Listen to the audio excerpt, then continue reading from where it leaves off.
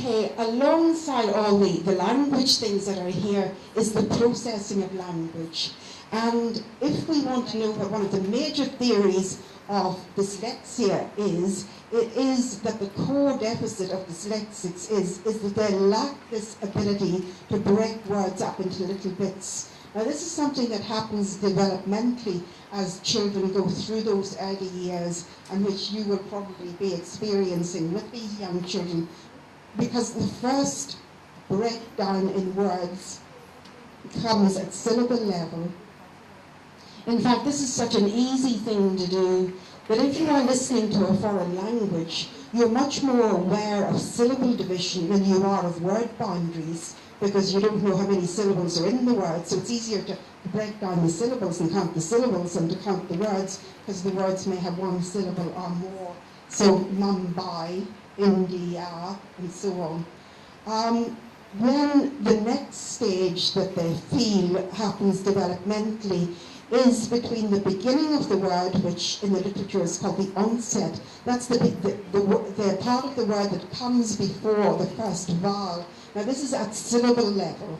Okay, so if the word is one syllable, it'll be frog. If it's two syllables, like kidnap, there'll be two onsets and two rhymes, so there'll be k-id, n-ap. So onset and rhyme is something that happens at syllable level, and there may be more than one syllable in the word. And then the final breakdown, and this is where our dyslexics have the greatest difficulty, and this is exactly what links back to that BPS definition that we talked about earlier. Breaking the word cat down into k-at is something that a lot of the researchers feel is something that doesn't happen until children are exposed to print, because they can see visually that there is a split there, which they may not have been able to hear if the words are coming fast and furious. So the k-at, that ability to manipulate, segment, and blend sounds into words. Now this is what we need to do for both reading and for spelling. If we are reading, we look at the k-at, if we're sounding the word out, and then we've got to hold it long enough in our auditory memory so we can go cat.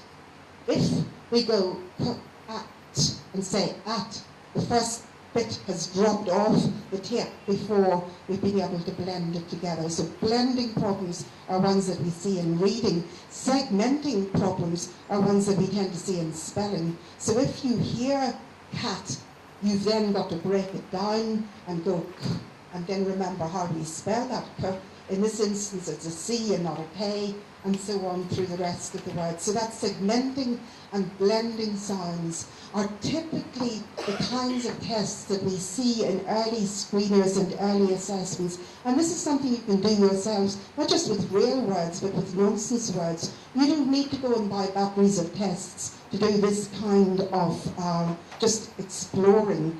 Can they do this at these various levels? And in fact, we have our own homemade auditory awareness tests that we did ourselves simply because we couldn't afford to equip all our teachers with these very, very expensive batteries of tests. Usually these expensive batteries of tests, when you buy them and have spent a lot of money on them, you'll find that out of the 12 tests, there are maybe one or two that are use to you, so you end up using bits of everything.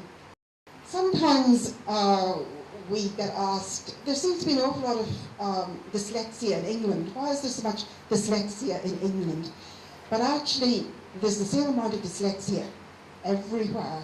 The truth of the situation is your dyslexia is better or worse, is comfortable or less comfortable because of the environment that you're in. And by environment, I include the language that you're working in. So here is just a little comparison of what we find between Italian and English. In Italian, we have what we call 25 phonemes. Now, phoneme being the word that I used on the earlier slide, that is the smallest sound unit you can break a word down into. Now, that may not be just one letter, as I showed to you in k-at. It could be two letters, like sh-op, because shop although it has 4 letters, only has 3 sounds. So what we're talking about here in Italian is we've got 25 phonemes in Italian, and when we go to learn how to put this code onto paper in Italian, we need to learn 33 combinations of letters in order to do that. So it's nice, manageable, straightforward language. It's a language that we describe as a transparent language. There's nothing hidden about the whole thing. However, when we look at English, as soon as we start, we can see we've got a bigger task here. And it's not like we've even got 44 phonemes wherever you go in England, because if you go to different parts of the country, you will have different phonemes. And when I arrived in England, I had other phonemes which weren't the same as the phonemes that I was mixing with. However, when we go to look at the number of combinations of letters that we actually have 1,120 combinations of letters.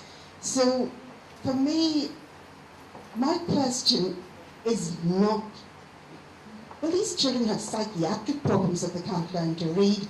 I think it's amazing that they do learn to read, and I think it's more of a miracle and a psychiatric disorder that reading is so easy for some children because it's such a mammoth task that they do. And I think we really want to acknowledge that, learning to read and write in English is a lot harder than it is in some other languages. Now, you may not believe me about this 1,120, and as luck would have it, I don't have them all here to show to you, so you're spared that. But I thought I would try to give you a convincer. And by a convincer, I mean an example of how this could possibly be true, so you don't have to go away and check me out. If you've studied linguistics, you might have seen this string of letters before, and this is an example given by somebody called George Bernard Shaw, an Irishman, coming from the same country as myself. And what he was saying when he was criticizing the English spelling system as being so difficult, he said, you may as well use these letters for writing the word fish, because these letters can say fish.